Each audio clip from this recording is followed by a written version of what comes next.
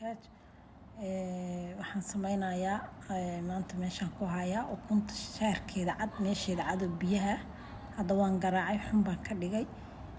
Waa marinayaa wajigo nadiif ah marinayaa tiishka saaraya ka bacdina koraan ka marinayaa markay qalasho oo wajiga toobto maasha Allah ka dhigaysaa. Aniga YouTube-ka waan ku cusbahay maanta ii koowa wixii qaldan la igu qaato la igu soo dhaweeyo. Meeshaan hadda waxaan ku sameynayaa rooti hilib shiidan oo hilibka sambuuska ah iyo cheese aan ku daray rooti yaro macaan oo ilmaha aad ugu fiican iyo dadka dhan oo casriya waaye.